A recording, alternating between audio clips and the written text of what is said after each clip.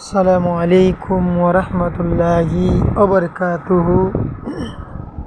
প্রিয় বন্ধুগণ, মানুষ কেন কঠিন হয়ে যায়? মানুষের হৃদয় কেন শক্ত হয়ে যায়? মানুষ পাষাণ কেন হয়ে যায়?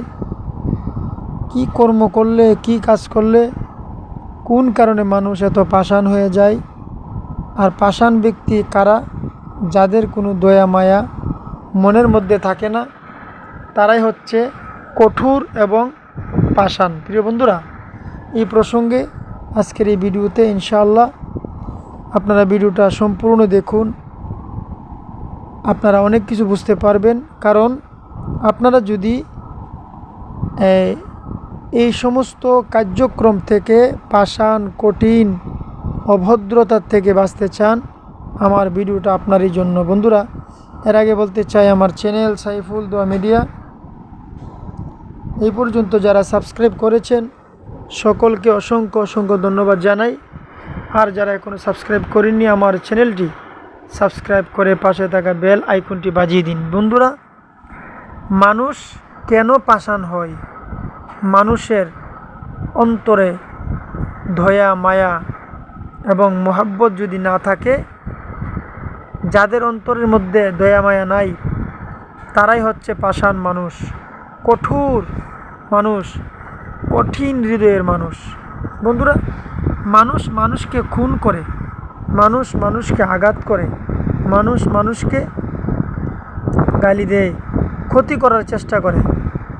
কারা এই ধরনের কার্যক্রম এবং ক্ষতি করার চেষ্টা করে? কারা এভাবে খুন করে? যাদের মন পাষাণ এবং কঠিন হয়ে যায় এবং যাদের অন্তর শক্ত হয়ে যায় লোহার মতো, তারাই এই ধরনের ক্ষতি করার চেষ্টা করে। বন্ধুরা, আজকে আমার এই ভিডিও থেকে সম্পূর্ণ বুঝতে পারবেন ইনশাআল্লাহ। 1 নম্বরে, যারা দাঁত দ্বারা নখ কাটে। আপনি দেখবেন কিছু সংখ্যক লোক আছে, শুধু শুধু মুখের মধ্যে আঙ্গুলটা ঢুকিয়ে দাঁত দিয়ে নখ কাটতে থাকে। তা আপনি যদি মনে করেন দাঁত দিয়ে এইভাবে নখ কাটেন, তাহলে আপনার অবস্থা খারাপ হয়ে যাবে, আপনি আস্তে আস্তে কঠিন হয়ে যাবেন, পাষাণ হয়ে যাবেন। 2 নম্বরে, দাঁড়াইয়া পায়জামা পরা। আপনি যদি দাঁড়িয়ে দাঁড়িয়ে পায়জামা পরেন, তাহলে বুঝবেন কিছুদিনের ভিতরে আপনার হৃদয় কঠিন হয়ে যাবে, শক্ত হয়ে যাবে, দয়া মায়া বলতে কিছুই থাকবে না। 3 নম্বরে, ছাগলের পালের মধ্যে সর্বদা যাতায়াত করা। আপনি যদি দেখেন মাঠের মধ্যে ছাগলের পাল, বকরির পাল চড়ানো হয়, তাদের মধ্যে দিয়ে আসা যাওয়া করবেন না, করলেই আপনার ক্ষতি হবে।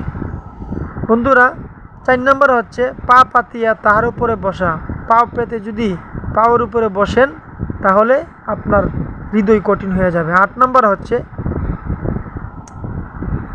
বন্ধুরা 5 নম্বর হচ্ছে ঘর ঝাড়ু দিয়া ঘরের মধ্যে আবর্জনা জমা করিয়া রাখা।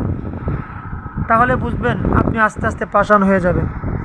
6 নম্বরে, পাথর দ্বারা খেলা করা। পাথর দ্বারা যদি খেলা করেন, তাহলে আপনার দিল আস্তে আস্তে কঠিন হয়ে যাবে। এরপর হচ্ছে ডাইন হাতে পায়খানা, প্রস্রাব, রাস্তা পরিষ্কার করা, অর্থাৎ পানি নেওয়া। এরপর হচ্ছে বাম হাতে খাওয়া। বাম হাতে যদি খাওয়া দাওয়া করেন, তাহলে আপনার এই অবস্থা হবে, অন্তর কঠিন হয়ে যাবে, দিল শক্ত হয়ে যাবে, মন পাষাণ হয়ে যাবে। এরপর হচ্ছে পরিধানের কাপড় আঁচল দ্বারা মুখ পরিষ্কার করা।